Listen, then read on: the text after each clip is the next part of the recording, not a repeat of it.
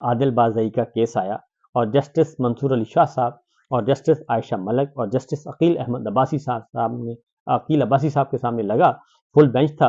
और उसका आदिल बाज़ई, आपको मालूम है कि वो नशिस्त उनकी बहाल हो चुकी है और ज़िमनी इलेक्शन कलअदम करार दे दिया गया है, उन पे स्टे ऑर्डर दे दिया गया है और आदिल बाज़ई वापस कौमी असम्बली में पहुंच चुके हैं।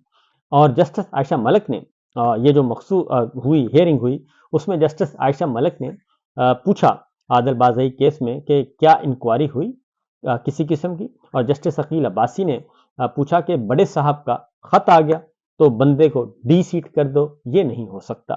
और जस्टिस मंसूर अली शाह साहब ने कहा कि एक हल्के के अवाम को डिसफ्रेंचाइज करने का पैमाना तो सख्त होना चाहिए।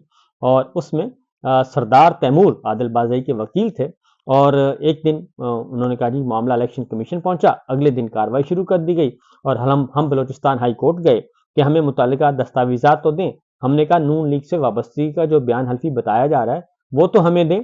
जस्टिस आयशा मलिक बोली, इलेक्शन कमीशन ने कहा वो दस्तावेज तो सीक्रेट है, यानी कि बयान हल्फी जो तैयार किया नून लीग ने, स्पीकर से मिलकर सारा कुछ वो दिया, फोर्जरी की गई, जैसे कैलबरी फ्रंट और कतरी खत जो था जैसे वो जाली दिए गए। यहाँ पे आदिल बाज़ई का एक जाली हलफनामा दे दिया गया और उनको कहा गया कि ये नून लीग में शामिल हो गए हैं।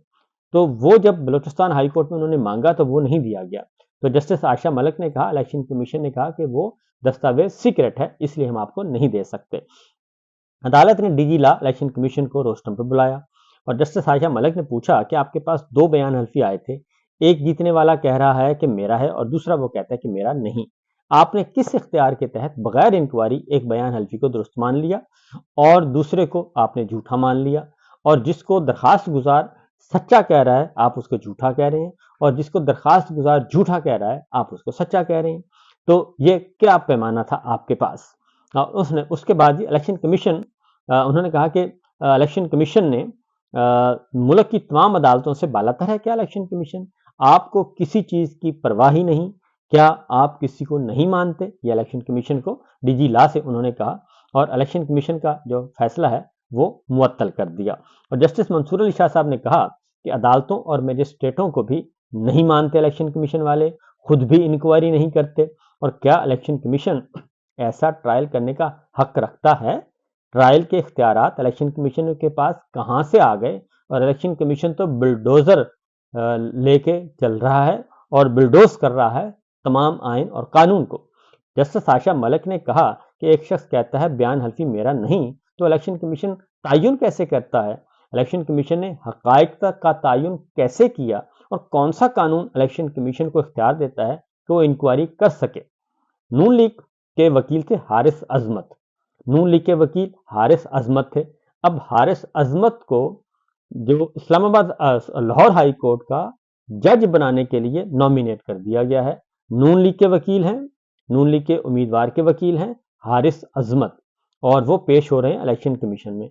अब उनका नाम उन 21 नॉमिनेट जो हुए हैं जज के तौर पे वकला, उनमें हारिस अजमत का नाम भी शामिल है।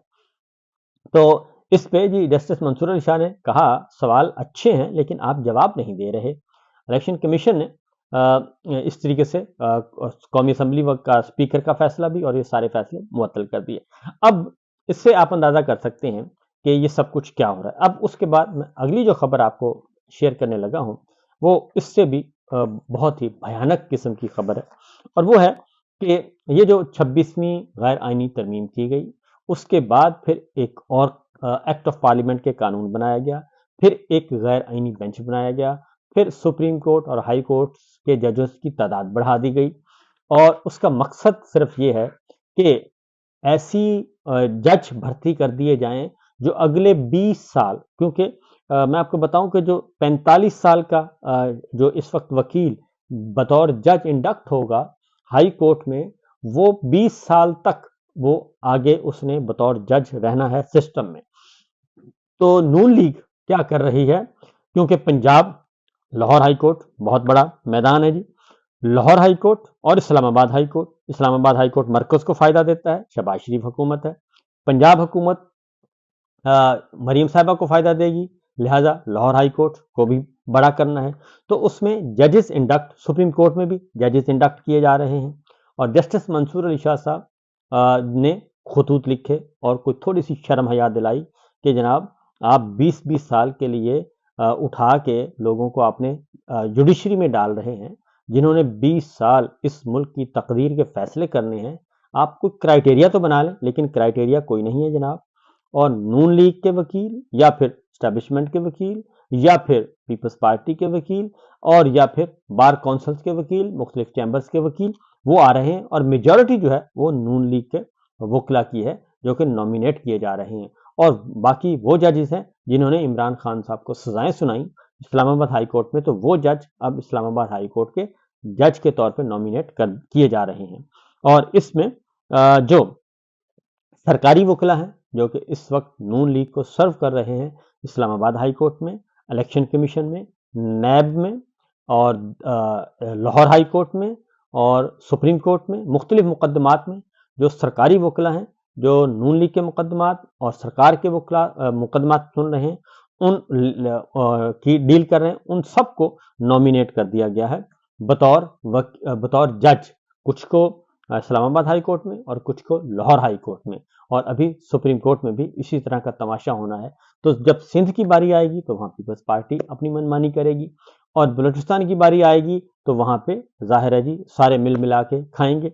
तो ये सब कुछ किया जा रहा है क्योंकि, और खैबर पख्तूनख्वा की जब बारी आएगी तो वहां पे पीटीआई कुछ नहीं कर सकती। उसकी रीजन है कि जुडिशल कमीशन में जो मेजॉरिटी है वो हुकूमत की है। उसमें किसके वोट हैं?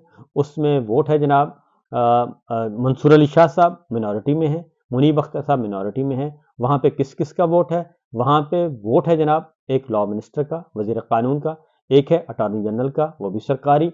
उसके बाद एक आईनी बेंच के सरबरा जस्टिस अमीन साहब का, सरकारी। और आगे चलते जाएं तो एक पीपल्स पार्टी का सेनेट से वोट और एक पीपल्स पार्टी का कौमी असम्बली से वोट, ये भी सरकारी। और आगे फिर जाएंगे तो पाकिस्तान बार काउंसिल सरकारी, और सुप्रीम कोर्ट बार का कोई नुमाइंदा है तो सरकारी। ये इस तरीके से ये सारी की सारी सरकार जो है वो वहां पे जमा है। फिर एक प्राइवेट मेंबर है वो भी सरकारी, खुर्शीद भरोचा, उन्होंने हुमायूं दिलावर को बतौर जज नॉमिनेट किया है इस्लामाबाद हाई कोर्ट का। तो ये इस तरह से ये सारे काम करने की कोशिश की जा रही है। और इस वक्त मसला है कि किसी वक्त भी अगर रजीम चेंज हो भी जाए और ये सारी की सारी हुकूमत फारिग भी हो जाए, तो आने वाले दिनों में वो कहते हैं कि सुप्रीम कोर्ट, हाई कोर्ट्स में हमारे जजेस जो हैं वो बदस्तूर वहाँ पर रहें और वो अपना काम करते रहें, ताकि पसंद के फैसले हासिल किए जाएं और पसंद की ड्यूटी और पसंद के फैसले, पसंद के जजेस, ये सारा कुछ किया जा रहा है जी। अब ये इसके साथ साथ ये सारा इसलिए किया जा रहा है कि ये मौजूदा जो निज़ाम है ये किसी वक्त भी धड़ाम से नीचे गिर सकता है, किसी भी लम्हे। और वो लम्हा पता नहीं चलता किसी को भी कि कब आया और कैसे आया, क्योंकि आलमी दबाव जो है वो बढ़ता जा रहा है। आलमी हमायत हासिल हो रही है इमरान खान, पाकिस्तान तहरीक इंसाफ और ख़ास तौर पे इस्लामाबाद के कत्लेआम के बाद। इस्लामाबाद का जो कत्लेआम हुआ उस पे अब इस्लामाबाद के गैर मुल्की सिफारतकार, अक़वाम मुत्तहिदा के इंसानी हकूक़ का जो वहाँ पे डेस्क है, वो ऑफिशल्स और फिर आलमी फोरम्स, वहाँ पे ये सब कुछ आवाज़ें उठाई जा रही हैं, पूछा जा रहा है। फिर इंटरनेशनल मीडिया जो है, आलमी ज़राए इब्लाग, वो तो बाल की खाल उधेड़ रहे हैं और उसमें से हर रोज़ वो एक स्टोरी कर रहे हैं और इस्लामाबाद के कत्लेआम को बेनकाब कर रहे हैं।